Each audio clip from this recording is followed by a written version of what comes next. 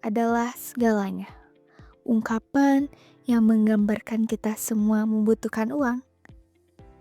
Pernah gak kamu bertanya-tanya, kenapa sih kita begitu menghargai uang? Kenapa kita mau kerja keras berjam-jam hanya untuk mendapatkan sebak kertas? Atau bahkan cuma angka digital? Lebih anehnya lagi, bagaimana sejarah uang bisa dimulai dari kelang laut, garam, hingga batu raksasa seberat mobil? Kamu penasaran? Selamat datang di Mari kita mundur jauh ke masa lalu. Sebelum uang diciptakan, saat itu satu-satunya cara mendapatkan barang adalah lewat barter. Misalnya, kamu punya ayam dan kamu butuh beras, maka kamu harus cari orang yang butuh ayam dan punya beras. Tapi disinilah masalahnya muncul. Bagaimana kalau orang itu gak butuh ayam? Atau ayammu cuma dihargai setengah dari harga berasnya? Atau gimana kalau kamu butuh sesuatu yang gak bisa dibagi dua? Seperti seekor kambing. Sistem barter ini jadi tidak efisien. Tidak semua orang bisa memenuhi kebutuhan satu sama lain. Maka muncullah kebutuhan akan alat tukar yang umum diterima dan lebih praktis.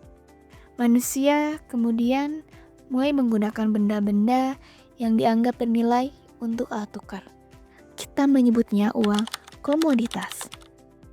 Contohnya, garam digunakan di Ethiopia dan Roma kuno.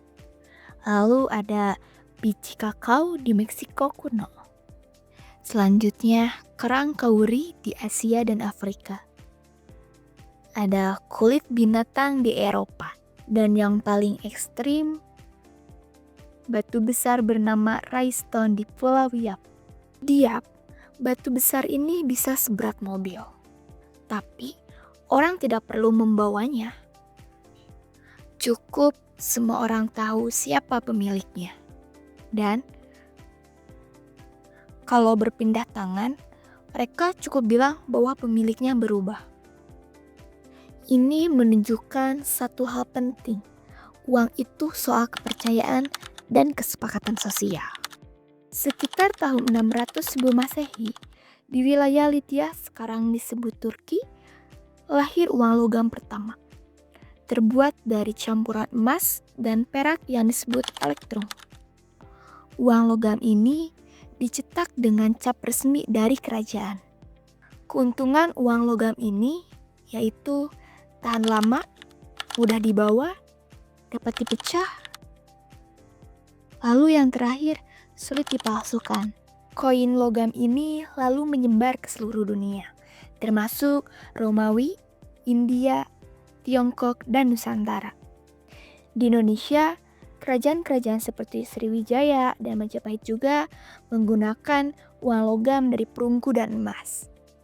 Di abad ke-7, Tiongkok membuat inovasi besar, yaitu uang kertas. Awalnya digunakan oleh pedagang sebagai bukti simpanan emas di bank atau penguasa. Lalu, pemerintah mulai mencetak uang kertas resmi bernama Ziaozi. Uang kertas ini membuat perdagangan jadi lebih praktis, terutama untuk perjalanan jauh yang beresiko membawa logam berat. Tapi nilai uang kertas tidak berasal dari fisiknya, melainkan dari kepercayaan terhadap otoritas pencetaknya. Inilah cikal bakal konsep uang modern, uang sebagai simbol nilai. Memasuki era modern, negara-negara mendirikan bank sentral yang bertugas mencetak dan mengatur uang. Uang sempat dijamin oleh emas, yang disebut sistem gold standar. Namun, kini kita pakai sistem fiat. Apa itu sistem fiat? Artinya, uang tidak dijamin oleh emas, tapi hanya oleh kepercayaan terhadap negara dan stabilitas ekonomi. Contohnya, uang Rp100.000 secara fisik tidak bernilai Rp100.000. Tapi diterima karena adanya negara menjamin bahwa uang itu bisa ditukar dengan barang atau jasa senilai 100.000. Uang menjadi alat kepercayaan massal. Hari ini uang makin tidak berbentuk. Kita pakai uang elektronik. Contohnya kartu debit, e-wallet seperti OPPO, GoPay, Dana, QRIS, dan juga cryptocurrency seperti Bitcoin. Kita bisa beli barang tanpa menyentuh uang tunai. Uang jadi sekedar angka yang tersimpan di server. Bahkan dengan kripto, uang tidak lagi dikontrol oleh negara.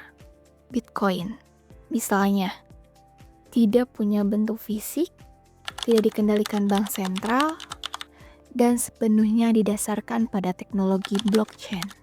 Ini membuka pertanyaan, apakah kita masih butuh uang seperti dulu?